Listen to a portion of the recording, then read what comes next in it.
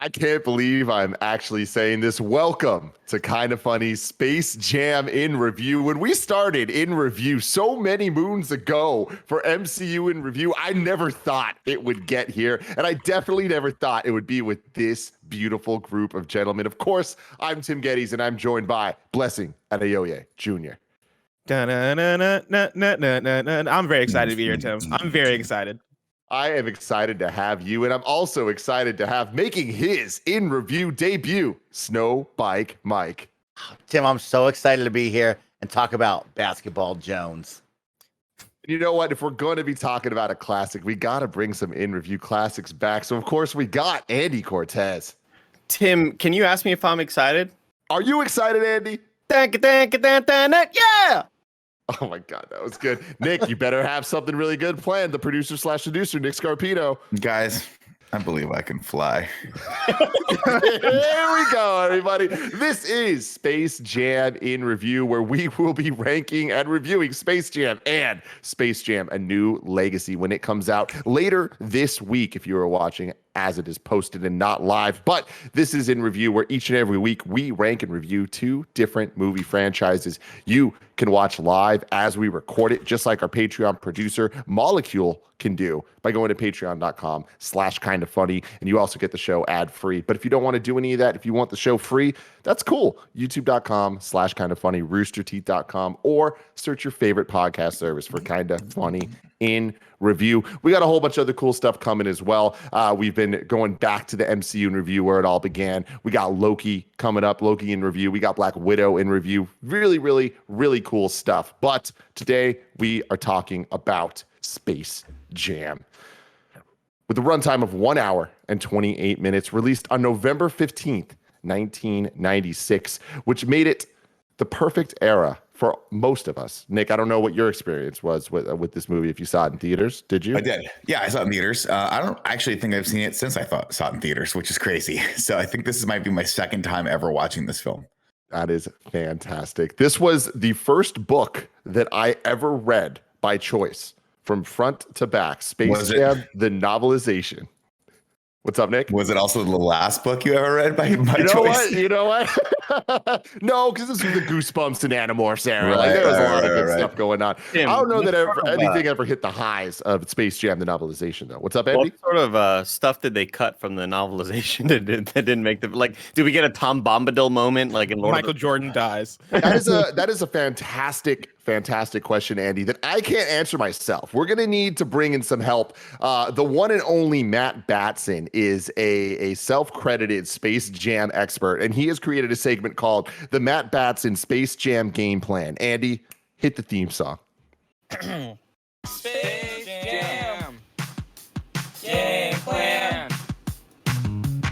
It's time for the Space Jam Gameplan. Get ready to hear more about Space Jam. Lots to learn and more to explore. I hope you're ready for facts galore. It's the Space Jam Gameplan. Take it away, Tim. This is Matt, you, Tim. by the way. Big fan of all of this, and Space Jam. Have a good day. Thank you, Matt. Biggest fan of Space Jam, I know. He writes in with a whole bunch of facts. I will link in the description of this video a post he did on our subreddit with a ton of facts about Space Jam. Dare I say, too many facts about Space Jam. So we're going to pick some of the highlights here, including one about the changes from the novelization, Andy. In the novelization of the film, Roadrunner subs in to save the game for the Toon Squad instead of Bill Murray. He would have been my first. He would have been my first go-to, by the way. Roadrunner, very, very, very fast. Mm-hmm. I'm not quite sure why they didn't automatically put him and Wile E. Coyote in the mix, because Wile E. Coyote can run, and the Tasmanian Devil, he was in the game. I do want to also submit that for this fact section, I know that Matt Batson has this great theme song, great plan, and title. Mike, what do you think about this name, Hack-a-Fact? Hack-a-Fact, not bad. Like Hack-a-Shack. I like that. Yeah, I like that. I don't think it has mainstream appeal. If y'all don't know, Shaq can't shoot free throws, so whenever the team needed to get him to send him to the line to shoot free throws badly, they get the ball back. It's called the Hack-a-Shack plan. But I think Hack-a-Fact works right here. Let's go on. Nick, have you ever heard anything cooler than send him to the line? It sounds scary. It sounds like people are going to rely on you, and I'm going to fail. That's what it sounds like. It sounds like when Mike and I are playing Warzone, and I'm the last person left, and it's like 1v1. I'm like, I'm going to drop the ball so hard on this, and then I die in the gas. You get that joke if you play Warzone. So this was released November 15th, 1996, which was right at the birth of the internet. I would say Web 1.0 around there. And up until a few months ago, SpaceJam.com was untouched. It was the original website that you could go to. It looked like a ridiculous old school GeoCities Angel Fire type thing. And it is very sad that it has been updated to now be a Space Jam New Legacy site. But you know what? All good things have to come to an end. This movie was directed by Joe Pytka. Now, every week when we do this show, I look at Wikipedia and I read some facts about the director. Usually it's like, oh, they directed this or that, whatever. This motherfucker has the coolest description of all goddamn time. Joe Pytka holds the record for the most nominations for the Directors Guild of America Award for Outstanding Director for Commercials. Pytka has over 50 pieces of his work in the permanent collection in New York's Museum of Modern Art. Holy shit. That's Pytka cool. has directed over 80 Super Bowl commercials and won the USA Today Super Bowl ad meter poll 7 times. That's cool. His commercial for Pepsi, Security Camera, was chosen as the best commercial ever in history. Hell yeah. Well, but does it have 75 million views on YouTube? That's a good question. Yeah, Nick's that's my Doritos question for you. commercial coming Fuck. for him. One thing I thought you were going to say, Tim, was that Joe Pytka has never done anything else, only Space Jam. I thought that's what I thought you were going to go like this. His on the description high said, note. I directed Space Jam. That's it. And just one credit on IMDb. I will say he has all of the things in the 50 pieces of work in the Museum of Modern Art. I cannot confirm or deny that Space Jam is one of them. So we can only hope. He also made a commercial for Nike called Hair Jordan, which was developed into the hit film Space Jam. I don't know if you remember this. This was back in '93. It was Bugs Bunny hanging out with Michael Jordan and all that. Oh, that's cool. So they saw that and were like, hey, there's some magic here. Let's capitalize off that this. magic. That's now, really cool. Here's the deal. This man is 82 years old.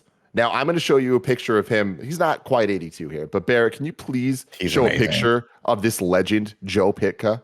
Holy Oh shit. my Oh, god. okay. Would y'all motherfuckers believe this is him when he was 72 years old? No, Shut the no, front no. 72, no. dude. Hell This yes. was taken in 2012. Mike, No fucking get off your duff, man. Get off your Man is duff and start spending living. it. Look at Spending his IMDb page profile picture. He looks. This is unbelievable, Barrett. I'm going to send this to you right now. Yeah, Photo send and it to this me. photo- But also, like, are you sure this? Are you sure this wasn't uploaded in 2012? Because it looks like it's like kind of like photocopied to upload. Because I kind of see like wrinkles and like This photo This doesn't looks like seem it like was it was taken taken in in 2012. 1968, and there's like, I want to man, ooh, the red, white, and blue. Like this looks like a Vietnam Yeah. photo, it's Yeah. like era style, you know. Look, Barrett. man, I'm just going with the facts that are delivered. He's going to with me. the facts. I slapped Space you. Jam I Gameplan. slapped you the image Well, of this I'm gonna man's hack amazing that profile fact. picture. And we're gonna hack those Facts are facts. facts. Oh my god. Oh wow. Okay. Didn't know That's he the was picture Michael we- Rucker in Guardians of the Galaxy. That's exactly what it is. That's exactly what it is. Now, if I'm not mistaken, did you already say who produced this movie? No, I didn't go for it, Nick. Oh, I think it's Ivan Reitman, right? Oh, yes, it is, which is Yeah. a reference. This is another Space Jam game plan fact here. When Bill Murray comes to save them at the end, and it's hella random, and it's like, how the fuck did Bill Murray get into this cartoon world? And he's like, I called the producer. I'm friends with the producer. It's because of Ghostbusters and all that Yeah, stuff. because he's friends with Ivan Reitman. That's hilarious. I Yeah. will say Bill Murray, best part of this film. Just hamming it up, doing the choice. Bill Murray improv, loving everything that he does in this movie. 100%. But like has See- no reason to be in this movie. Yeah. Zero no reason to be in this no movie. Here's I would disagree with you, Nick, that he's the best part of this movie for one simple reason: the music. The music is by James Newton Howard, who we know from The Dark Knight. We know him from all the M. Night Shyamalan movies. But we're not talking about the score. We're talking about the goddamn official soundtrack that sold enough albums to be certified as 6 times platinum. Not nearly enough. Hell Not yeah. nearly Wow, enough. dude, if I'm wow. I owned that on CD for some Hell reason yeah. as a kid, and I remember playing that over and over and over again for on some my parents' reason, radio. Bless. For the because it was reason a that it masterpiece. kicked ass. Okay. Like it was. Here's the thing. I didn't own albums as a kid. For some reason, I just owned the Space Jam album. That was my Yeah. first album for like the first 10 years of my life. And when I tell you that album has hit after hit after hit after hit on it, it is nonstop the goodness of that album. That album has multiple songs written by Jay-Z on it. Yeah, It has R. Kelly on it. including I mean, Bugs Bunny rapping, written by Jay-Z. yes. Come And- on. And it was one of the most fire songs on that album. Bugs Bunny has one of the most fire verses I've ever heard in my life. Toward the end of that album, Wow. listen to Buggin'. It's on YouTube. Go listen to everybody. Fire verse. I'm gonna do it right now. This is like back in the day when the soundtrack would make like as much as the movie when they would release it, and they'd sell that shit. You know, I don't know if they make that much money off soundtracks anymore because everything's on Spotify. It's all digital. But like, man, this was back. This is like you'd walk into like a Virgin Megastore, and every wall, all the listening stations would have the Space Jam soundtrack on it. And then, I'd probably say, Nick, the last one was like maybe Shrek with Smash Mouth. That was like yeah, the last maybe big movie soundtrack, you know. that was a good soundtrack. The fact that so- that soundtrack had the song to "Hit 'Em High," the Monster album Yeah. or anthem, Oh, Hit 'Em which High. is another posse cut with Be Real, Mhm. Busta Rhymes, Coolio, LL Cool J, and Method Man. Jesus, Fuck. An Yes. original There was song for this nothing- movie. Nothing more 90s than Space Jam in every single way, and goddamn, I love it. So this album served as a high point for musical artist R. Kelly, who sung "I Believe I Can Fly." I Can Believe I Can Fly. Sorry. Not only was a hit, but earned him 2 Grammy Awards. Other tracks included a cover of Steve Miller Band's "Fly Like an Eagle" by Seal, "Hit 'Em High," the Monstars anthem by Be Real, Busta Rhymes, Coolio, and LL Cool J and Method Man, "Basketball Jones" by Barry White and Chris Rock, "Pump Up the Jam" by Technotronic, "I Turn to You" by All For One. This didn't need an All For One song, but it No. fucking had it, man. And "For You, This movie by does not- Monica. This movie does not deserve the soundtrack. It is like an hour and 15 minutes, and all we will do. I mean, granted, it's awesome. We get to watch Michael Jordan play basketball for 15 minutes, but that's pretty much it. We also hear the entirety of all of the songs, and I love it for that. Yeah. This movie, Not just once.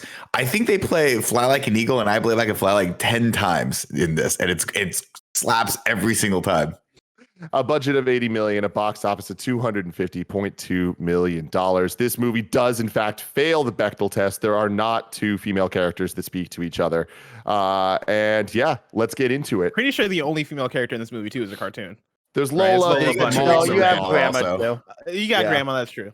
Yeah. Uh-huh. Snowbike Mike, let's start with you. What did you think about the film Space Jam?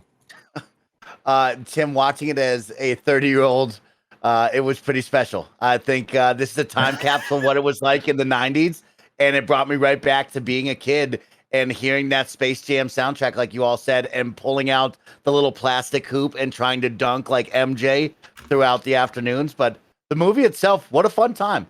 A perfect mix of the Looney Tunes and MJ at his prime to make a fun movie, and Danny DeVito as the bad guy trying to run an amusement park. We were all just at an amusement park, so we know what's good and what's not good. And you know what's good? Having awesome attractions like the Looney Tunes. And funny enough, our Six Flags had the Looney Tunes, which was super weird. But you know what? A really fun movie all around. I was really happy with it. Do you think that our world is just like a multiverse where the They won. Monstars won and the Looney Tunes are all just caged in an amusement park? That's really horrifying. I love it. Blessing, what do you think? God, what a movie. I haven't seen Space Jam since I was about 8 years old. And when I was young, this was the VHS that I owned, right? Like I had 3 older sisters. I would always watch their movies growing up. I was watching Brandy, Cinderella over and over again, and all the Disney movies that they owned. Space Jam was my VHS. And so I watched that over and over and over and over again. And that was my favorite movie as a kid, but I've not seen it since I was a kid. And so going back and watching it this last week, I had that small thing of worry of what if I watch this and it's absolute fucking garbage and I have to chalk up my love for Space Jam as me being a kid. And thank God watching it, that is not the case. I remember scene for scene this movie in ways that I did not anticipate.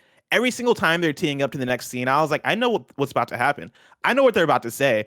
And the tightness of this movie, the way that it flows, the way that I think it all comes together stylistically, I think it's actually really good and holds up in a lot of ways. Doesn't hold up in a lot of other ways in terms of CGI and all that stuff.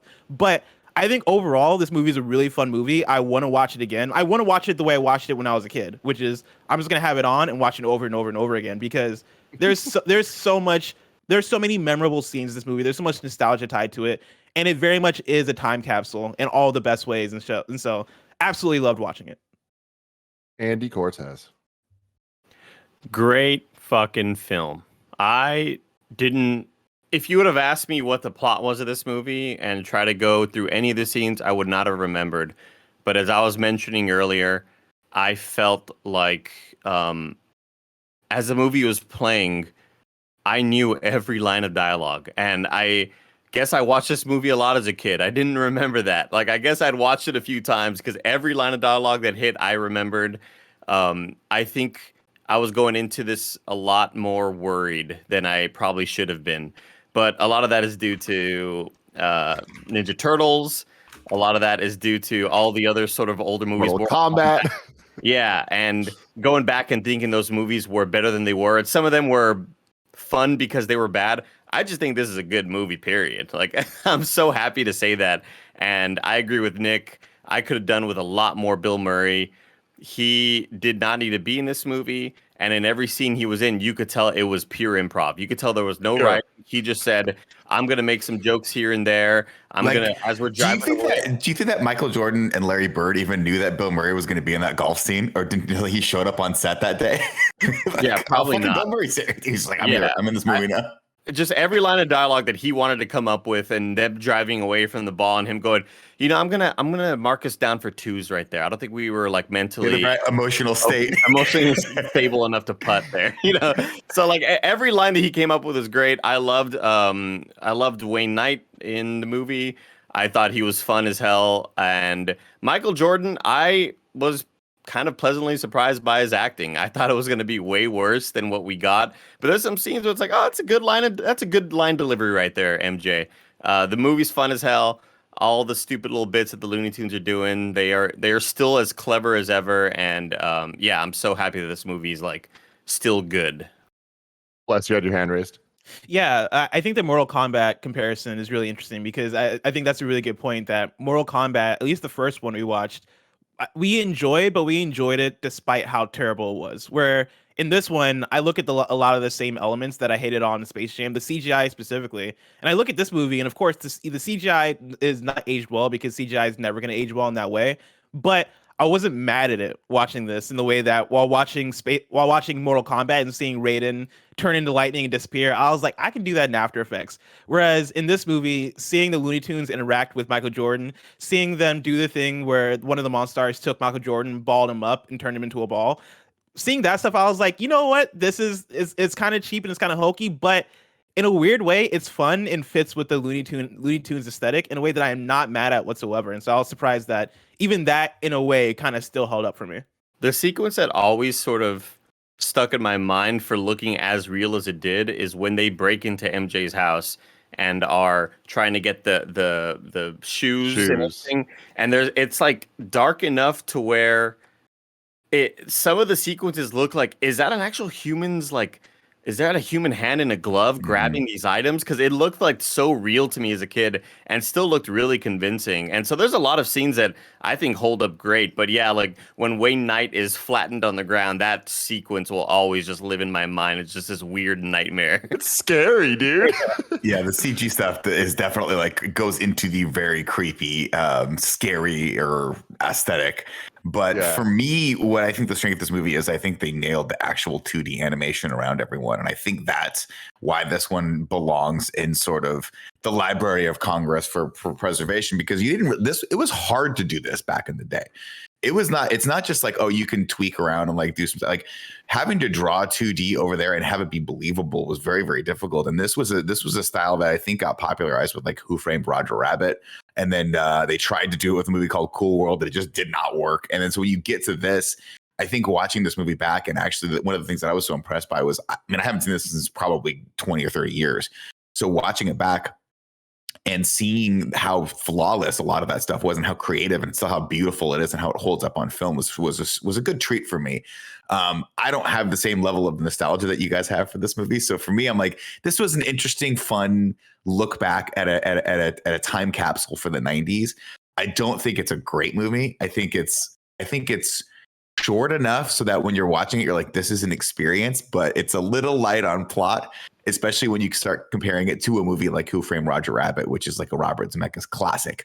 And those movies are kind of night and day as far as like the casting and the plot and and all the stuff they put into it. But just an excuse to watch Charles Barkley stumble around like an idiot for 5 minutes of this movie and then have Bill Murray do some hilarious improv opposite Michael Jordan is, come on, you can't beat it. Yeah, I think I'm closer to Nick on this one, but that's just because Who Framed Roger Rabbit is so good and it is so easy to compare these two movies. But I think that this, like, I don't really have complaints because it is a damn fun time. And like, this movie's cool. Like, this is pure 90s cool. And like, it's funny that we're saying that about Looney Tunes. Like, the fucking Looney Tunes in the 90s didn't really have resonance with us until this movie. Like, we were like maybe Tiny Toons guys, right? Like, that was kind of more our era of stuff.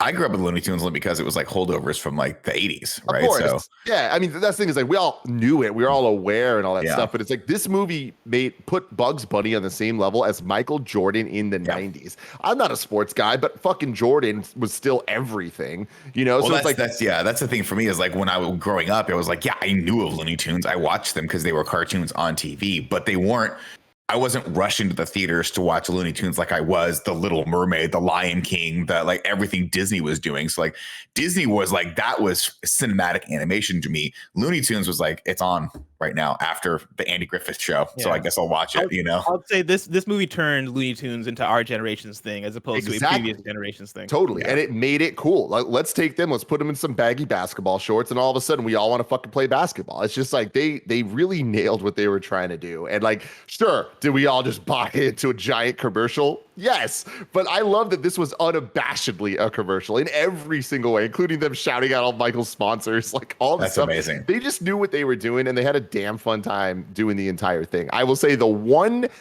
missed opportunity for me is I feel the pacing is a little bit off for a big hype moment. You go from like, oh, we got it. There's this big game we got to do. Let's get the team together. They get the team. They're like, okay, now we're playing the game. It's like there is a very short training montage, and then the game starts. And I feel the first half of the game just doesn't really have a good momentum to it. And then the second half is fucking incredible. And the stretch and all that stuff is what I wanted to see more of, I think. And for me, the biggest missed opportunity was the shoes. You got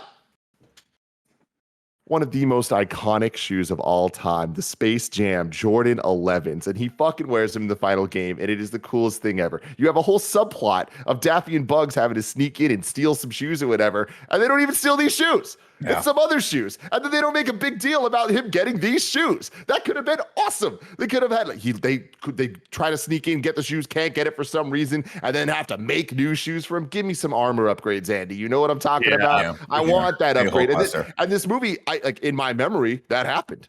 Like, how could they not do that? That is a slam dunk, as the kids say, Mike. You know what I'm talking about? Nice. But again, regardless, it's like, you can't watch this movie if you were born anytime around this era and not feel so much, any music cue, any line of dialogue, anything that they're fucking doing. This movie holds up for what it was then. And I think that is the greatest compliment that I can give it. Even that final sequence, we get the, I feel like the pacing was just so off to where I didn't realize, this is the last second shot. Yeah. I didn't realize it was already here. It didn't feel like it really built up to feel this desperate. And dude, if you lose this game, like you're going with them forever. Like this is huge right here. And then suddenly Michael Jordan's starting to dunk, and I'm like, oh shit, I must have looked at my phone for 2 seconds and realized that this is the last play because Bugs Bunny is out of the game already or whatever. And I knew Bugs Bunny had gotten hurt, and hopefully he comes back, but it might be a 6 to 8 month injury. We don't know if he'll be back on the roster in time. But at that point, it's like, oh, I kind of wanted this to feel way more intense than it actually did feel, you know. Yeah. But it's missing a lot of that. It's missing a lot of that. Like, as a sports movie, it sort of fails.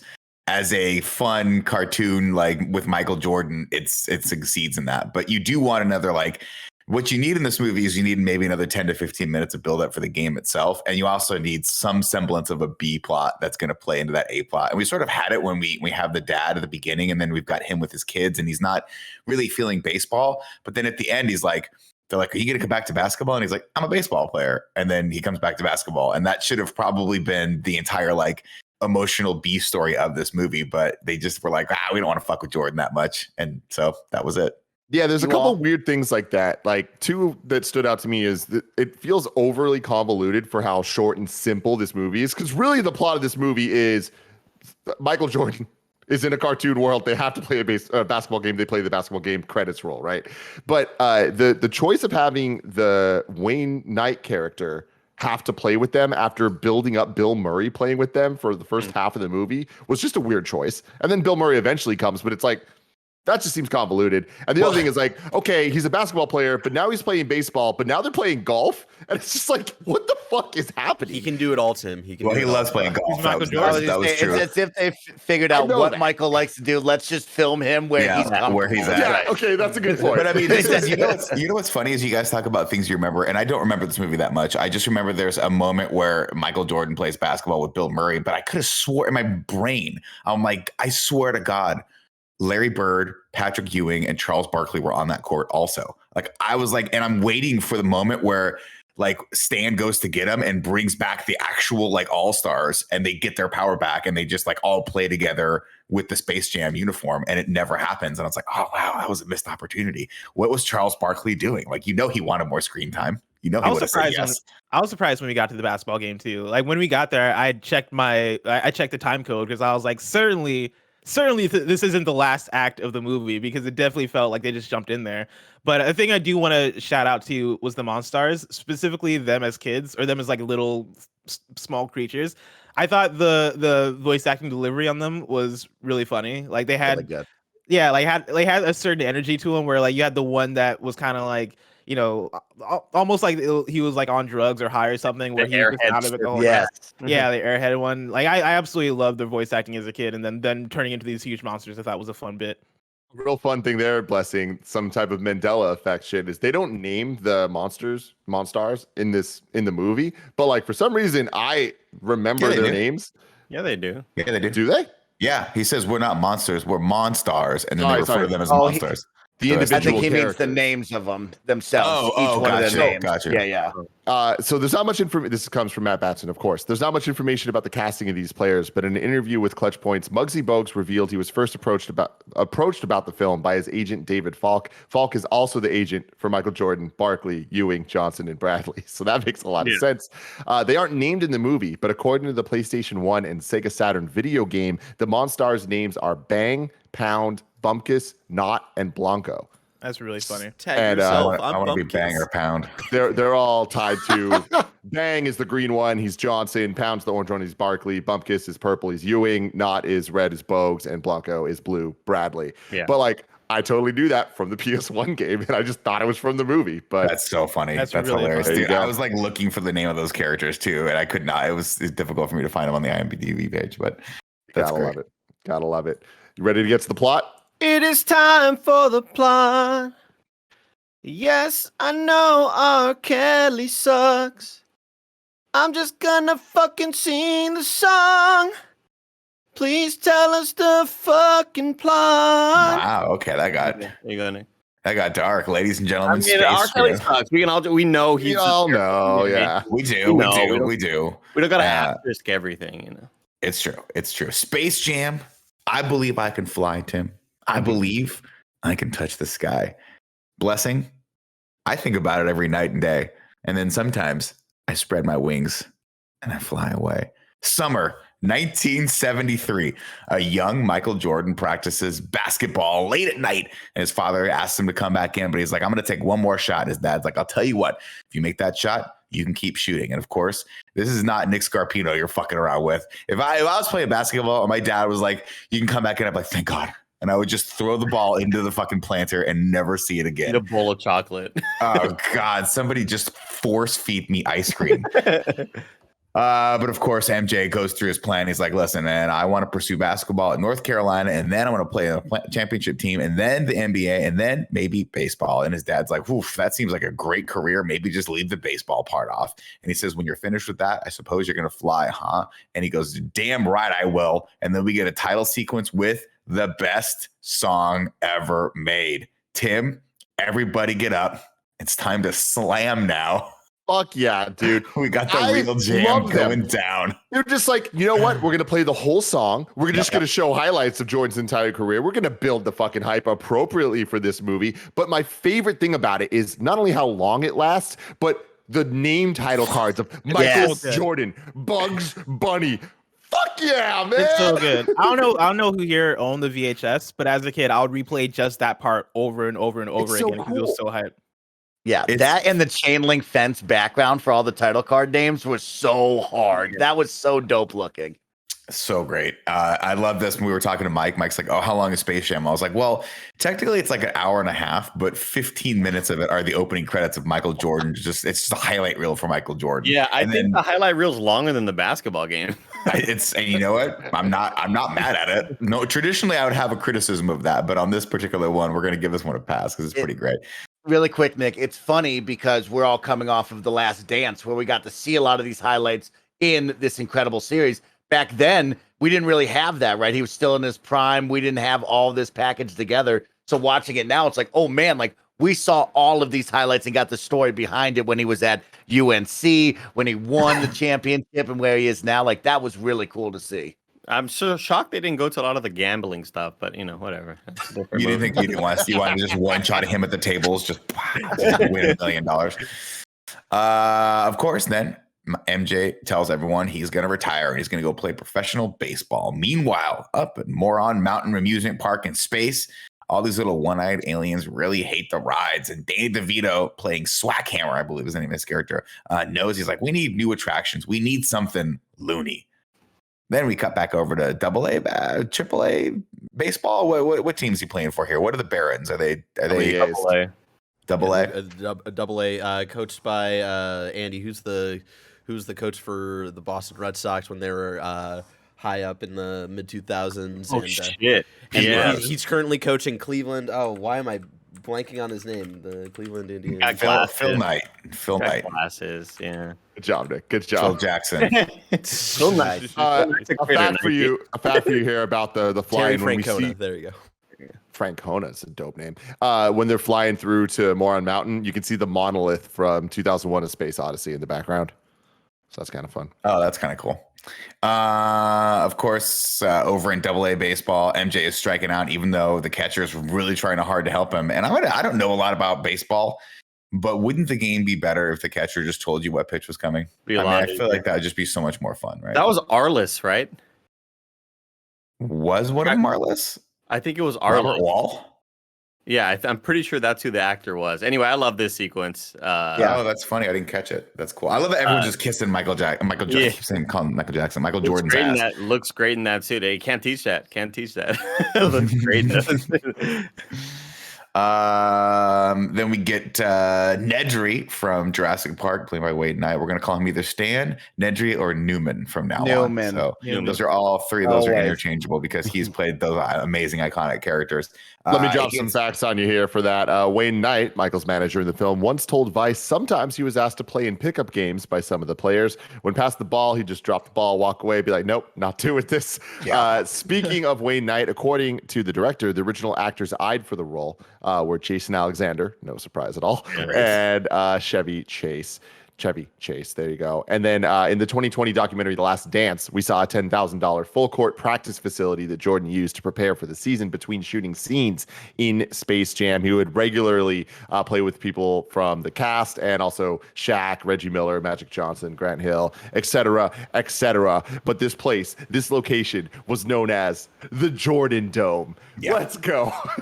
The coolest thing ever. That's when everybody was like, great part of that documentary. That's when Michael Jordan was like, I'm thinking I'm back. Like that was kind of that. Yeah. I'm thinking I'm back. Oh crap, I lost my document here. So of course he comes over, he's ordered to make sure MJ is happy, but striking out in the minors sucks even though everyone is kissing your ass. Swackhammer's cronies show up in a spaceship and burrow into the ground, popping up in the Looney Tune world. Bugs, of course, uses this opportunity to mess with them, and he's like, maybe there is no intelligent life form out there in the universe. You gotta love Bugs Bunny the entire time, not really taking any of this seriously, just kind of hamming it up for the camera. They catch on, of course, and hit them with blasters and tell everyone to gather up the other tunes and come with them. Stan drops MJ off at his house, and Charles. Now, do you think this dog's name is Charles Barkley? Yes, it is. Yes. It Okay, is, and as confirmed by the novelization, it is, and I fucking love that choice because that is so funny that Michael Jordan would call his dog Charles Barkley. That's the best. It's fucked up. It's great. It's Kinda so fucked up good. that he's just kind of like Michael looks at all these people that were obviously working for his agent, but like I don't think anybody in this movie has a ring. So I got some facts for you, of course, Andy, from one, Matt Batson with the Space Jam game plan. The Monstars steal their basketball talents from NBA superstars Charles Barkley and Patrick Ewing, but they also steal the talents of Larry Johnson, Sean Bradley, and Muggsy Bogues. If the Monstars were trying to steal their powers from the best players in the world, they did a really bad job with the last three. While they all played in the league for a relatively long time, Johnson was the only one of the three to ever make an all-star team, only appearing twice. Imagine if they took the powers of guys like Shaq, Hakeem, Olajuwon, or Scottie Pippen. So why were these three seemingly random players selected? Because of the agent. That's so. I was wondering that when I was a kid. I was like, I mean, I knew the name Patrick Ewing. I knew the name. Obviously, you knew the name Charles Barkley. But I was like, who are these other three guys? And why are they not just all from the 1995 Chicago Bulls? I think that they were also just kind of players that had kind of characteristics. Like not only were they under the same agency or whatever, but Muggsy Bogues was very popular because he was short. Yeah. And Sean Bradley was not, I wouldn't say popular. Not every kid's buying a Sean Bradley jersey, but he was super tall and skinny and just a very notable looking dude. And you kind of knew who he was, even though he was never particularly a great player. So like, I guess I never really questioned that shit when I was a kid, but now it makes so much more sense that they're all part of the agency. And that's the same thing that happens today with LeBron and everybody. Like LeBron is a player and has all of his, like he has his own agency and it like shouldn't be legal, but the NBA is like, LeBron, you do whatever you want, bro. Like you Sounds like a good idea, LeBron. Just keep playing. Just keep playing. Of course, when as Michael's arriving, so too is his wife and children. His eldest son Jeff comes home, and he just comes home from a little league game, and he's not happy with his performance. And you're thinking, okay, here's the B story, right? Michael Jordan, who is probably the best athlete on the planet at this point, right? Multi championships, is just a winner and puts the work in. His son lost the game, right? But then the wife's like, no, he didn't lose. He just like missed one strike, and now his batting average is only like 650 or something like that. And I'm like, what? Like, anyway, it doesn't matter. The kid's a killer, apparently. Nobody can fail if you're in the NJ family. Yeah, I really thought, yeah, you're so right, Nick. Like, kind of an easy opportunity for the B story to have, like, maybe a kid who just doesn't want to play sports and doesn't want to sort of do this thing. And his dad's like, you know what? I accept you for whatever you want to do. Like, or not even a plot at all. Yeah, that's fine. You think of it like this, right? The kid comes home and he's like, I suck at baseball, right? Like, I'm not good, Dad. I'm thinking about quitting. And his dad's like, listen, these are the moments that make you like that make or break you, right? You've got to just push through this, learn from it, and you'll come out the other side a champion, right? And then we get that moment where they're like, oh, where's your dad? He's going to play a basketball game. And the kids are like, Dad's playing a basketball game with the Looney Tunes, and they never show up to the game. You would think there'd be a moment where MJ's like at his lowest, and he's like, fuck, we can't win this game, and I'm about to go be like a prisoner on this space planet. And the kid shows up and goes, Dad, what did you tell me? Never give up, right? Champions never give up. And MJ's like, you're fucking right. But instead they were just like this. We'll use some juice to get better at sports. That was what kids took away from this. Yeah, if you have a secret magic juice, you can get better at sports. Mike, let's start. Weird choice. I fucking know it was a bad choice. Worked on me. These kids are fans of the Looney Tunes. Like, this daughter had a Bugs Bunny stuffed animal. How are they not at the game? How did Teresa Randall not be like, wait, where the fuck is my husband? And then they go to the golf course and then they figure it out. This movie needed like 20 more minutes. Could have been awesome. But anyway, I'll tell you there was a lot of times as a kid where I would pretend that my water when I'm playing dodgeball or at recess or whatever was Michael's secret stuff or whatever. He's got the special stuff. I got the special stuff, and the movie worked on me in that way. Good. Well, it worked on a lot of people that way, and they're all getting popped by USADA right now. Anyway, Jeff and the kids watch a news report about Michael stinking up the place. So he's like, you guys shouldn't be watching this. And he turns the channel to the Looney Tunes. Porky Pig stops the action and calls it. This is great. This to me broke my brain when I watched this, where they walk in. Porky Pig walks in. He's like, hey, we got an emergency meeting of like the Toon Guild or whatever it is. And then they just leave the frame empty. And the kids are like, what? What the hell's going on? It was a really cool comedic beat and kind of creepy, actually, too, because to have a bunch of children watching TV and have all the cartoon characters look at them and then leave and then just stay on that is like some Twilight Zone shit. And it kind of freaked me out. Not gonna lie. At the union meeting, the aliens take the Toons prisoners so they can be slaves to the amusement park and forever be attractions there. Bugs thinks fast and draws up a quick rule book so they can get one opportunity to defend themselves. Since all the aliens are short, they're like, what are we gonna do? We have to challenge them to something. I know. Let's challenge them to a basketball game. Not knowing anything about basketball, they watch old newsreels footage that says the aliens don't know anything about basketball. So they watch newsreel footage that says basketball is played by the best in the world. So they go, you know what? We're going to head to what the best in the world team was at the time. Andy, what was the best team in 1996? Dream Team. Was it the New York Knicks? Was the New York Knicks the best team? Because, man, I don't think they were. But you know what? We'll just say they were. I don't know shit about basketball. When you have Patrick Ewing, you're always a contender. But, I mean... It was like the year that MJ's not playing, anybody's got a shot. Let's try to go get this fair. Fair. Who won the championship that year? Was it the Pistons? It was the Rockets. Okay, cool. I think it was Hakeem Olajuwon. Yeah. Very beautiful. Anyway, they go to the Knicks because apparently the manager owns the Knicks too or whatever. And they go there and they start stealing people's power. Let's see. They sit next to a pair of squares who won't let them jerk off under their trench coat. It's just a weird beat for a kids movie.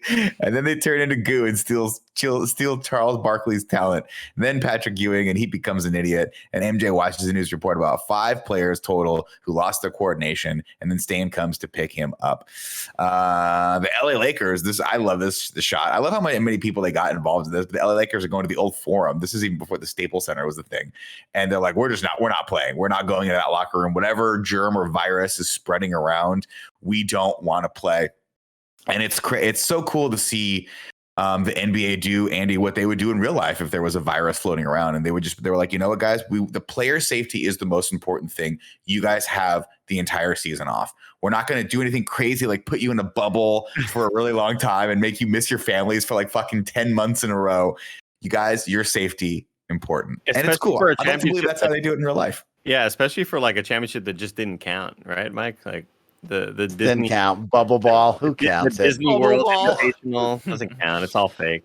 Andy, earlier you were talking about the scene where Daffy and Bugs sneak in and like how awesome it is, and I totally fucking agree because I love them. Like the cartoon thing of being under the grass and seeing the hump move and all that stuff. Yeah, that, and then it starts here with the monstars in the trench coat, the way that they're kind of animated through the holes and stuff. That is where I think this movie goes from just being like nostalgic and fun to like, oh wow, this is actually really cool and creative, and they did a fantastic job where it pushes it into that Who Framed Roger Rabbit territory of like, y'all didn't need to have these shots, you chose to because it's cool. Yeah, so, good job. And a high level of difficulty too. Yeah. I also want to give a shout out to showing off the basketball teams and the games, right? And then going to LA and seeing all the different teams. It made it feel so big because it's not just MJ. There was so many more involved. And it's like, man, that's cool. And then you get to see early 90s basketball, which is always a throwback, which I love the most. I also want to give a shout out to Charles Barkley, just breaking down mid-game how funny that was. Charles Barkley is great in this. He's great in this. And like, yeah, it's cool they got the actual licenses for those teams, right? Like, obviously, if you're working with MJ, you get them. But like, I always think back to like Any Given Sunday where they couldn't get the NFL license and they just had like the New York Sharks versus the Miami fucking like Barracudas. What is this shit? Anyhow, let's see. The little bug aliens use the power they collected in the ball from all of the basketball players to get tall and prove once and for all, Andy, that tall people are the devil. Then Porky Pig wets himself and the Toons are in trouble. These guys are monsters. I want to point out how much I hate seeing Porky Pig sitting next to a hatless Elmer Fudd and how similar they look. And they look like like they're similar skin tones. They got a similar head shape, and whenever they're together, I just feel like one of them is the other Loki variant from another sort of universe. Like, oh, in that universe, you're a pig. I get your pig version of me. It's weird. Mike, There's two scenes in this movie that I remember as a kid that always horrified and haunted me, and it was when the Monstars become the Monstars, and then as well, you brought it up earlier when MJ makes that deal and he goes, "Oh, perfect. You're going to be my slave forever. We'll have you signing autographs and shooting hoops, and the kids will always beat you." And I will never forget that. Like you talked about, oh, there wasn't really a price to pay, and it didn't feel like that. When I was a kid, my biggest fear was Michael Jordan was going to be stuck on Moron Mountain for the rest of his life and just losing and signing autographs. And I'll never forget those two scenes because, like, they had that art style where it was like really dark, but it stood out with these pops of colors. And it was like, that is ingrained in my mind. I'll never forget that scene. Mike, I'm right there with you. The scene, I know we're jumping ahead, but like the scene where they do have him doing the illustration of him signing all the autographs and like the phrase, "and you'll always lose." For some reason, as a kid, I took that personally. I was like, oh shit, that sounds like the worst thing ever. He's going to always lose. But like watching it as an adult, I was like, oh yeah, that's a fun bit. That's a fun thing. I just want to retort to that. Like the thing that bummed me out about the ending was like, I know the stakes were that high and that scary, but they were talked about once. Yeah. Near the beginning of the game or whatever. And again, we kind of forgot them towards the end that like what they were even playing for. And I kind of just wanted that. I wanted Michael to like think back on his like kids and be like, I'm never going to see it. Like, we have to win this game. Like, I needed that urgency. And we kind of like, by the end of it, you're like, oh, I forgot what they're playing for. Yeah. The thing is, though, we watched The Last Dance. Michael Jordan wasn't worried. He's like, he never doubted it. He never doubted it. There's not a chance I'm losing. That person. Some facts I got for you about height, because a while ago someone mentioned height. Bill Murray, who stands at 6'2", joked how he felt puny around everyone else, with Michael Jordan and Larry Bird, who stand respectively at 6'6" and 6'9". And this is exactly how I feel as a 6 foot tall dude when I hugged Max Scoville last night. Yeah. And I'm just like, this man is huge. Yeah. So tall. So incredibly He's tall. a very good hugger, too. Back to the plot. Bugs thinks they need help, so who do they turn to? Bill fucking Murray and Larry Bird and MJ. Bill Murray asks, this is an ongoing joke that I personally think is hilarious. I don't know why, but he just keeps asking them if he can play basketball. He's like, oh, can you put in a good word for me? And then he tells Larry Bird, he has some bang up scenes with Larry Bird and does the thing where he shoots the. Larry's not white. Larry's clear. Clear. So why he's clear. Yes. I love that he hits the ball and stays in the pose. And Michael's like, you can stop posing now. He's like, all right. It's like, great shot. He's like, I know. Got to give some love to the umbrella hat as well. Pulled that off very well in the early 90s. Sight gags, always a good thing. Let's see. MJ shoots a hole in one thanks to a little trickery from Bugs and a magnet. But when he reaches in, he gets his ball. To get his ball, he gets lassoed.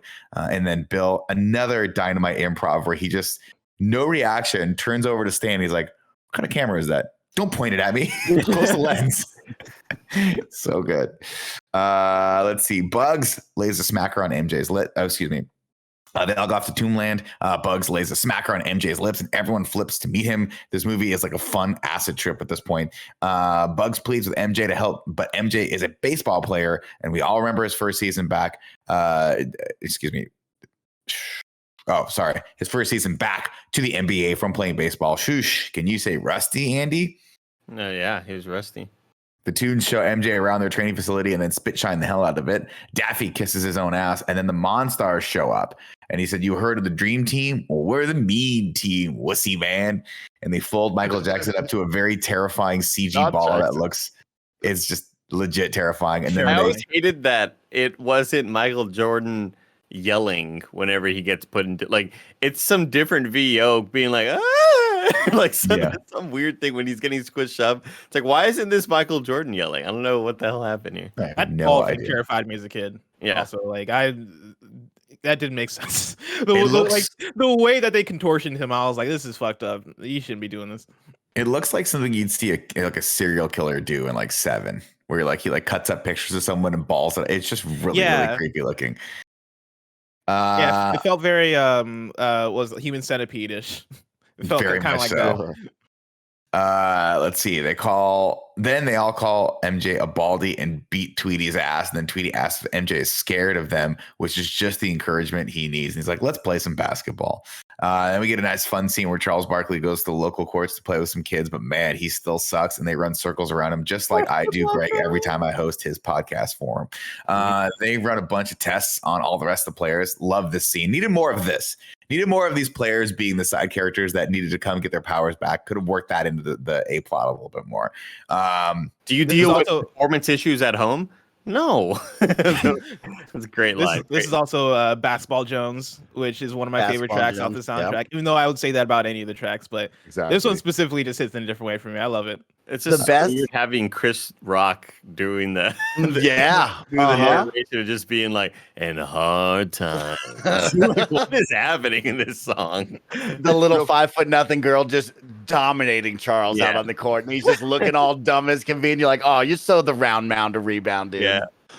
Before we move on, let me tell you about our sponsors. This show is brought to you by Canva. Listen. Design is hard. I'm talking about art design. Even making thumbnails in Photoshop can be hard sometimes for me, but that's why I'm excited to tell you about Canva. Kinda Funny loves Canva. Tim Geddes himself says that it is super useful and easy to use. It makes all different kinds of design stuff. You just pick the styles you like and it does all of the work. Super helpful for creators. Canva Pro is the easy to use design platform that has everything you need to design like a pro. It's a quick, easy, and affordable way to design whatever you need. No matter what you're creating and sharing, Canva Pro has everything you need in one place, including a collection of over 75 million premium photos, videos, audio, and graphics. Plus, Canva Pro comes with time-saving tools that simplify and speed up the creative process. You get all of this and more in just one Canva Pro subscription. Design like a pro with Canva Pro. Right now, you can get a free 45-day extended trial when you use my promo code. Just go to canva.me/kindafunny to get your free 45-day extended trial. That is canva.me/kindafunny. Canva.me/kindafunny. Is this scene the hospital scene? Yeah. Or is that like yes? Yeah. Okay. All this. So y'all motherfuckers. All right. There is one shot of the hospital scene that's an establishing shot of it, and it lasts about 2 seconds, if even, where we just see the outside before they go in. That establishing shot was 1 block away from the house I grew up in. No way. And it is the most random thing, not a hospital. I mean, well, it was a hospital way back in the day, but it's just this unfunctioning, abandoned building that like me and Cool Ray used to just hang out in. And I'll never forget watching this movie in theaters and just seeing it and just being like, what the hell? Like that. And it felt like real life. That's it felt weird. like there was real That's shit strange. going on, guys. That's really I strange. have no idea why they did that. It's so fucking random. Some But Shutter Island stuff. Like, what's happening in that building? It was random probably like the location first scout. like generic B-roll that they found like laying around somewhere for another movie. Yeah, it's left over from something else. They run a bunch of tests on the players. I love the line where Barkley's talking to his psychiatrist, and he's like, he tells him about the little girl running circles around him. He goes, "That sounds like a very terrifying dream." He goes, "Dream? That happened like 5 minutes ago in real life." And then he has a dynamite line where he's like, he's praying to God. He's like, "Please give me my time. If you give me my time back, I'll never go out with Madonna again." Yes. Like, awesome. The tunes practice, but they suck. Thankfully, Lola Bunny comes in. And then when Bugs calls her dolls, she runs circles around him and says, "Don't call me doll." This is another one of those weird, like, I don't remember Lola Bunny ever being a thing really before this. This was the intro. This was the intro. Okay, cool. And she became standard after that in all the Looney Tunes shows they made in the 90s. Again, this is just one of those, we needed a little bit more character introduction for her. Like, we needed to set this character up a little bit more because she literally comes out of nowhere. And then you're like, okay, this is a character now. And granted, it's a cartoon character, but still could have used a little bit of, it needed the recruiting montage. We're like, who are we going to get for this? And all we really got was MJ, but it'd been cool to go around all the tunes and try to get him to come play with them. To be fair, when you're a horny little boy who like discovers that he loves women, you're like, oh, I want this. I like this bunny a lot. Like Yes. I'm very I like this bunny a lot.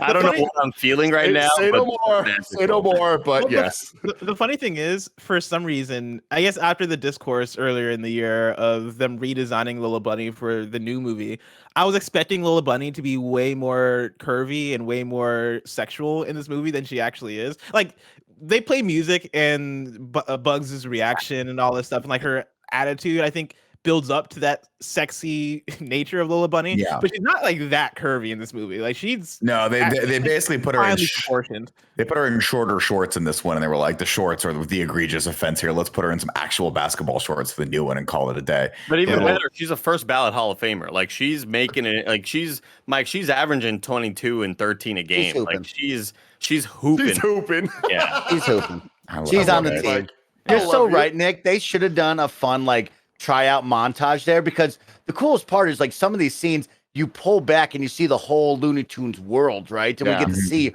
all of the characters, which is exciting because we'll see that in the next movie. But it's like, man, we could have had a cool tryout montage with all of the crazy Looney Tunes characters and really put together a squad here. But we didn't do that. Yeah, you wanted a little bit more. You wanted the creativity of like, we don't know what we're going to do with all these parts, right? But then by the third act, by the climax of the movie, they all come together to like to work perfectly as a well-oiled machine. You've got Pepe Le Pew out there skunking people like Kevin's house. You've got Bugs Bunny. You got the Roadrunner running around circles around people, and you wanted that moment where they all come together, led by MJ with the kids and the wife cheering him on the side. And you don't really get that. Instead, we get what Michael Jordan's done his entire career. Is like, just give me the ball, I'll win this game for you. And it's fun, but it doesn't make for an especially great story arc that has a payoff at the end. But hey, what do I know? I write jokes about people jerking off in trench coats. Let's see. MJ needs his gear though, guys. So he sends the Tunes to his house to get it. Daffy winds up in the literal doghouse until Bugs lets him in. They accidentally wake up MJ's daughter on the way to the trophy room. She spots them gathering his gear. But when Charles, the dog, threatens them with a pair of Michael Jordan North Carolina shorts, MJ's kids rush in to save them. Bugs tells them about the game and swears them to secrecy. And you're like, oh, this is going to pay off in the third act. It doesn't. I love Hold on. Can I stop here? Like we're talking earlier, Bless and Mike were talking about how scared they were for Jordan having to lose in perpetuity. This fucking dog is terrifying. Like the big. way they It is. shoot it, it looks huge. Yeah. Like I actually like it. Like it feels like I love that it made a real life element feel like a cartoon. Like that, I thought they did a really good job with. I also love the back and forth between Bugs and Daffy and just talking Okay. about their agents and getting a good cut and how, like, have you seen any of the royalties? Like, no, I haven't got anything. Like, wow, we're really getting screwed out here. It's good. It's a That's good really back good. and forth. As a kid, I'm pretty sure the dog in this scene is contributed to my fear of dogs growing up, because like it is terrifying, and as a kid, I found it super terrifying. It's also just like the most, like when you see the dog itself though, like just sitting there, like it's just a bulldog, like a British bulldog. They're just such lumps. Whatever. They did make it. It's interesting because like the scale was a little off on this, like you guys were talking about. When you watch Bugs Bunny, they said like Bugs Bunny stands 3 feet tall, right? And when they announce him, they say 3 feet, but 4 feet with the ears. And then you see him next to this bulldog, and he looks like the size of a real bunny, which would be like half a foot tall max. It's very weird, but I think they did it for dramatic effect, and it worked. And then the kids come in, they're like, "Wow, we're gonna go to this game." And Bugs is like, "Good fucking luck finding it, kids, because you have to go to a specific hole on a specific golf course." Bugs and Daffy head back to the golf course, and Stan spots them because he's been fixing a divot the entire time. And he goes, "Look, Fixing a divot. I'm fixing a divot." He's fixing a divot. That was the best scene. The best. And then look who's finally ready to play. MJ flies like an eagle to that wonderful, wonderful Seal song. And Stan's there too. He's very excited to see MJ and wants to take him back to his baseball practice, but MJ refuses to leave. So Stan offers to help. Meanwhile, out in the outside world, the forum gets shut down and tented. The commission at basketball shows up and tells them no more B-ball until they sort this mess out. Again, just like I'd wish they do in real life. But hey, money talks and bullshit walks, guys. And I do a lot of walking. Game time. Starting lineup for the Toon Squad: the Tasmanian Devil, Lola Bunny, Daffy Duck is power forward. No one cheers. Hilarious. That'd be definitely something, by the way, whenever we do the race, whenever we do the foot race between Andy and Greg, we're going to introduce Andy first. Everyone's going to cheer. Then we're going to introduce Greg. I want crickets. Everyone, if you're listening to this podcast, Crickets. I want him losing that race before he even takes one step. And then his Royal Airness, Michael Jordan from North Carolina. And this is a point of contention to me because I was like, why do they keep saying North Carolina? And I was bitching about it. And then Snowbike Mike is like, Nick, that's what they really do. They say where you're what like from North Carolina. Like, it's the best, dude. I was like, okay, so I didn't know that. I didn't know that. It's one of the biggest basketball schools on the planet, right? When we break down college hoops. And so, like, when you say North Carolina, people know it holds a lot of weight there. It's like Duke and North Carolina, those are two basketball schools. If you say one of those, people know it. So, yeah, it was a big deal for that. So, if they introduced me from the University of California, Irvine, it wouldn't get as big a pop. He would probably be like, I need to look that up on Google Maps right now. What North Carolina did for hoops, though, was like really popularize Tar Heel blue. Yeah. That powder baby blue. Yeah. Like that, man, like everybody needed the powder blue fucking shoes, and like everything needed to be, you needed the powder blue shorts or like the black shorts with the powder blue accents. Like everything was like, oh, the Tar Heels are the coolest. I need the powder blue shit. University ones, baby. A thing of beauty. Yeah. Did I tell you the story? I told you guys the story a long time ago of how when I was a kid, I just wanted a hat. And so my mom took me to like the hat store and it was just nothing but a bunch of team logos that I had no idea who any of these teams were. And I picked out a Tar Heels hat. And then I've never been more embarrassed in my life than when someone's like, oh, you're like, I had no idea. I thought it was it was like one of the Tar Heels. I was like, that looks cool. And I liked the colors of it.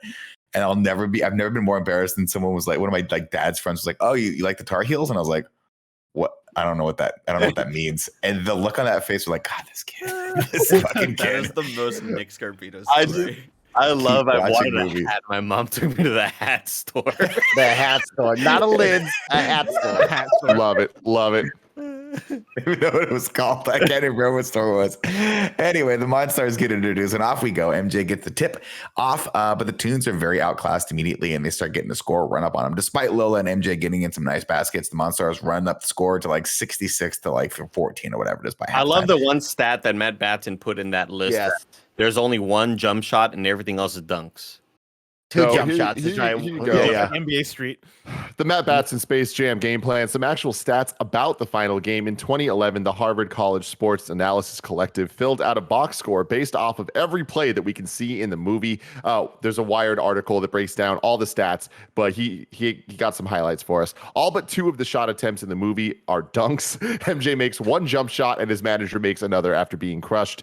The lack of jump shots doesn't stop the Monstars from making three-pointers, though. They made 9 3-point dunks.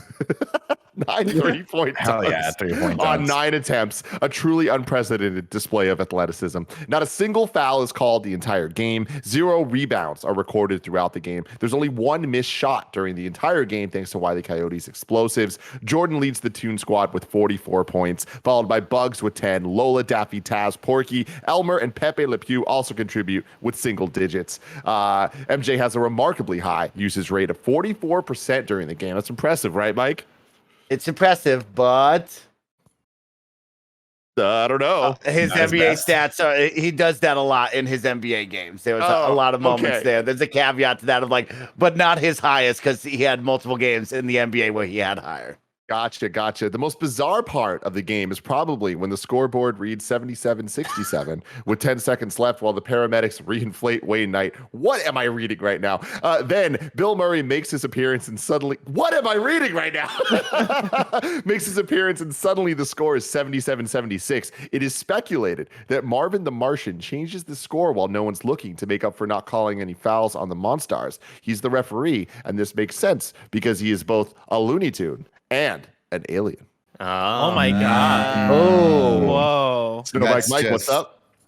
I want to call out a couple of things. MJ getting tripled and quadruple teamed and him dribbling through the defense was so much fun to watch. And then on top of that, a nice callback to the FCF championship was seeing Danny DeVito's character, the Monstars manager, getting a massage in the middle of the game, very similar to Quavo getting his haircut in the middle of the game, which was real funny to see. I loved that moment. I thought Bill Murray had an assist there at the end. What the hell?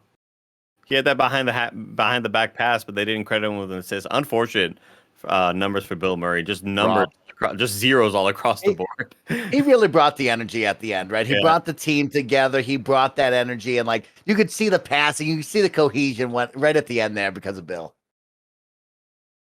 Of course, we have a little bit more of the plot before we get to that point. Let's see. Stan goes over and hides out one of the lockers, but Swag Camera finds him, and they figure out what's going on. They burn his ass. He makes it back to the locker room and tells the team that Monster stole the power from the NBA players. And Mike's like, that makes sense now. Bugs makes a special concoction in the water and labels it Michael's secret steroid stuff. And everyone buys in. They're like, give me some fucking steroids right now to the dome. We need to win this game or else we're going to be slaves to this amusement park for the rest of our life. They start passing it around like it's roids in the 80s. And then the Toons pick it up in the second half and start running up the score with some questionably legal tactics. Then we get a Pulp Fiction reference, which must have just been for the parents. Must have been for the parents of the audience, because I'm pretty sure if your kid got that Pulp Fiction reference, you're a bad parent. That's one of the things. That's one of the things in this movie that caught me off guard. Not watching it since I was 8. The amount of jokes in this movie that felt that they were directed toward adults, not just the I forget which was it Charles? No, it wasn't Charles Barkley. One of the basketball players being like, I don't have performance issues at home or whatever, and then also. Yeah. Lola Bunny kissing Bugs Bunny and him going all stiff, which I thought was hilarious watching it this week. But yeah, it seems like there was a lot of those that I wasn't expecting. The scene was weird because they do the Pulp Fiction reference and then it just hard cuts to the next scene, and it's so jarring that I stopped and started Googling. I'm like, did they edit something out of the HBO Max version of this? Was there something like that inappropriate? And I couldn't find any evidence of it. It's just a really, really bizarre edit. Let's see, 66-45. So Michael brings out a special weapon, the skunk. Tootie Bird does some karate. Swag Hammer tells his goons he wants MJ.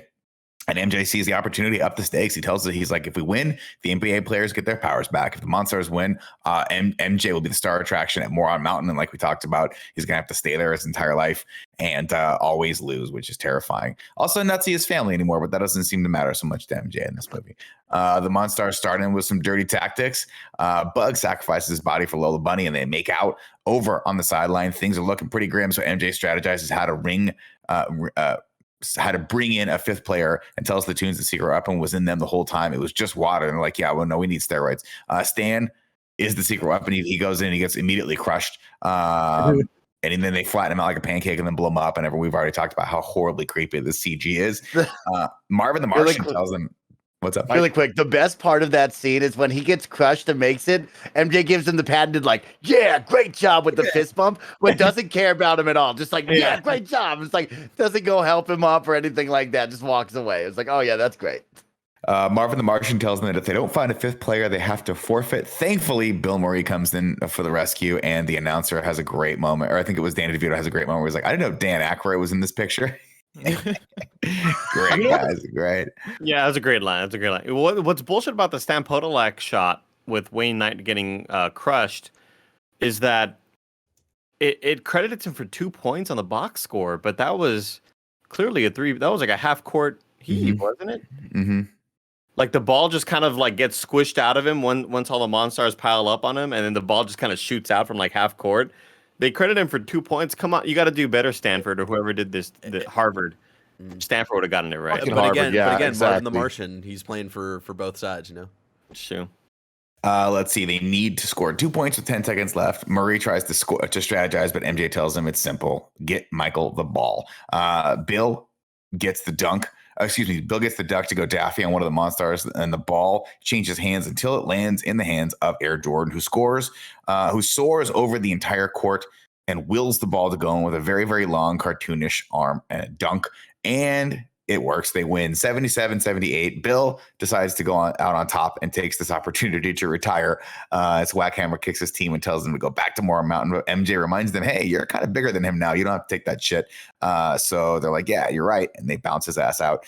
MJ asks them to touch the ball and give his friends their power back, and they reluctantly agree. Once they're small again, they ask the Loonies if they can stick around, and Bugs tells them no. MJ tells, I don't know if he tells them no or not. I think I just put that in there. MJ tells the team he enjoyed playing with them because they got a lot of whatever it is they have. And Bugs and Lola make out again. The fans of MJ's AA baseball game start to get restless, and MJ's son lets it slip that Mike is probably still playing his other game. And his wife's like, what other game? And then they never ask a question about that again, thankfully, because MJ flies in a very cartoonish rocket ship, and all is forgiven. Back at the high school gym, MJ gets all of his friends to touch his ball, and they all get their talent back. Had to write that joke. One thing Barkley. that always annoyed me is that the magic ball animated lines, they don't match up with the real ball that he's holding in his hand. And I always noticed it as a kid, and like they're just completely off. I don't know why they went for that, but like when he's holding the ball, you can see underneath the animation of like these are the actual like black lines around this sort of like orange basketball. And the animated version, they never ever lined up with it, and that always like stuck with me. I was like, So we also blew past it, and like y'all talking about like things that were kind of fucked you up watching this as kids. But like, I'm gonna be honest, this picture of Jordan, this right here with Jordan with the long fucking arm, always freaked me out. And I like just look at that. It was wild, It's Bear. pretty natural Like to me. Bugs look at him, he's like, "You're in Looney Tunes world. Anything can happen." It's just like he Yeah. knew right there. He's like, And, "Oh, I'm just gonna super totally stretch get my it. arm, y'all." Yeah, like they're in Looney Tunes land. I totally get it. But this is terrifying. This image right here. It is. Great moment. Of course, his friends are like, Michael, you want to play some, you want to stick around, play some 3-on-3. And Michael's like, no, man, I'm a baseball player now. And then his friends do what any good friends would do, taunt him until he gives up his dream of being a baseball player and comes back to the Bulls. We get one more scene with Bill Murray and Larry Bird, and then Fly Like an Eagle plays again for the 15th time. No, and we don't MJ just dunks, and the credits roll. we don't just get one more scene. We get the best line of the movie. Let's go Bulls! Yeah, exactly. With the voice cracking, like that line has stuck with me my whole life. I just fucking love that. Dynamite. Just And give him on your dream. Give him on your dream, Bill. You're right. Let's go Bulls. Oh, good. Here we go, everybody. It's almost ready. I promise I was ready. 7 syllables in the middle. You'll need 5 for the first and last line. If you're not poetic, no need to fret it. Haikus don't need to rhyme. Haiku in review. Haiku in review. You can go to patreon.com/kindafunny to write your review in haiku form, just like Matt Batson did. He doesn't just bring facts, he brings haikus, baby. The GOAT of soundtracks. Basketball Jones fucking slaps, but fuck R. Kelly. Michael Jordan lands a spaceship in Birmingham. Welcome to the jam. Oh, fuck yeah. You gotta Good love job. it. You really do. Good Gotta love it. Ignacio Rojas writes in and says, mostly here for Mike. Underutilized the tunes. Back in Action is better. Nick, if you don't know, Back in Action was the like semi-sequel that they made in the early 2000s with Brendan Fraser. Yes. And Dharma from Dharma and Greg. I don't know her real name. Jenna Elfman. Jenna Underrated Elfman. PS2 game, Looney Tunes Back in Action. There you go. There you go. Say no more about that. And a fact for you here, though Space Jam: A New Legacy is the first sequel to Space Jam, it was not the first attempt, nor was Back in Action. Originally in the early 2000s, WB had planned for the Looney Tunes to team up with Jackie motherfucking Chan for a brand new feature called Spy Jam. That would have been dope. That would have been amazing. We also missed a segment. Were they born in life? Right. Now it's time to rank those abs. What's going on, everyone? Welcome back to Rank Those Abs, the podcast within a podcast where we rank those abs. I'm kicking it over to my co-host, Andy Cortez, because I don't remember there being any shirtless parts here. Michael Jordan had his shirt off in a couple of sequences. Not only when he's laying down in the hotel, you could see his abs just beautiful and glistening and just super defined. And then obviously when he's getting rid of the game, he's putting the jersey on and kind of like you see his chest kind of being covered by the jersey as it comes down. And he is so cut. This is like the best shape he's ever. You could tell he's always in great shape during his sort of prime. But this was like, I got to get into movie shape too. I also have to like dehydrate and do the thing that all the Marvel heroes do. Yeah, definitely. Where there's just like they are vascular. You see every tendon in the muscles. He was fucking ripped. I'm gonna give him a 10 out of 10. I want to give a shout out to how 10 sweaty he out of 10. was during the basketball game too, right? Like he was just dripping. He looked like The Rock in the Fast movies, or halfway through in that basketball game. So shout out to that dude. Sweaty. Yeah. We're not done with the haikus though. We got Lee Polero writing in so much bad acting, but it was still fun as hell. Murray for the win. Andrew Feisner says Jordan is the GOAT, and now Bill Murray's here. Charles is a good boy. And miscellaneous, of course, the plot in haiku. Mike shoots for the sky. and he believes he can fly. Baseball goes awry. MJ's on the green, gets recruited to the team. One hell of a scheme. Soundtrack fucking slaps. Players wonder why they're crap. Lola's a thirst trap. First half down, they suck. But bugs get them all juiced up. Michael's secret stuff. Yes. Yeah. Well, the Toon Squad won. Talent's back to everyone. Oh, and baseball's done. Yeah. Yeah, I love that beat. All right, cool. I'll just quit. One thing I also want to point out. We've got, by the way, the baseball. Everyone in this organization is so lovely in this AA organization, and they're just so happy to have Michael Jordan there. He just goes, "Fuck you guys! I don't need to play baseball anymore. I'm a bull." He doesn't need to go play with the Barons anymore. One thing I want to point out about whoever commented about the acting being bad, the thing that I thought, in comparison to a lot of the other 90s movies we've done, the acting is on par. Like, you have these NBA actors acting badly because they're not actors. And it's like they're also drugged. No, wait, what? Like, them acting badly, it's like they lost their mojo. Like, I feel like it worked for the plot of the movie. Oh, sure, but like even when they're talking to the psychiatrist and stuff, and they're like, "Well, what are we gonna do, doc?" Like, they're not actors, right? And that's totally fine because their acting is on par with so many of the actual actors in Mortal Kombat, and so many of the actual actors in Ninja Turtles. Like, the acting was like similar in my opinion, where it's like, yeah, they weren't great, but they're NBA players, and they still kind of have similar below average line delivery as a lot of the other people who are like, this is my profession. I also think they're super well utilized too, because having Bill Murray and Wayne Knight there, I think added so much. And then to Tim's point, like every time they were used, like Charles Barkley and that whole group, it felt like they were used in a way where half the line delivery I thought was funny because they're meant to be like, like, what do you mean I'm not having performance at home? Or like, that just, no, it's real, doc. It actually happened. Like that line delivery, I think worked super well for the situation to make it actually funny. And the basketball player in this movie that had the most weight on them in terms of performance would have been Michael Jordan. And even Michael Jordan, I think, it was great. Played a good Michael Jordan. I believed he was Michael Jordan. Like, he did that well. And so I think it was a good job. I believed he was Michael Jordan. I believe Michael Jordan. Andy, hit me with Ragu Bagu. Bagu. What's up, everybody? Welcome to Rad Guys Talk Bad Guys here for Space Jam in review. We don't really have any other ones on the list, so I guess we'll put Swaghammer and the Monstars. Mostly just the Monstars, because Swaghammer was kind of underutilized here. We'll just put them at number 1 for now. They're great. They're fun.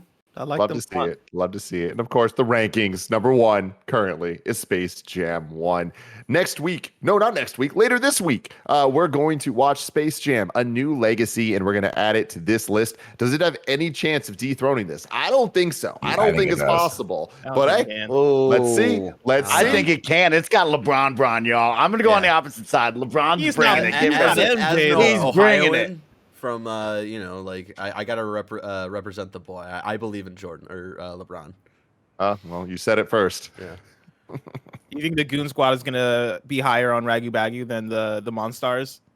I don't think so. No. My prediction is that I think it's going to be a better overall movie, but it stays at number 2 just because the Space Jam number 1 is such an accomplishment. But I feel like they already are solving a lot of the problems that I had with the first one. Was that we're already seeing scenes in the trailers with the family at the game, and there's a lot more going on there. So I think they're gonna flesh out the characters a little bit more.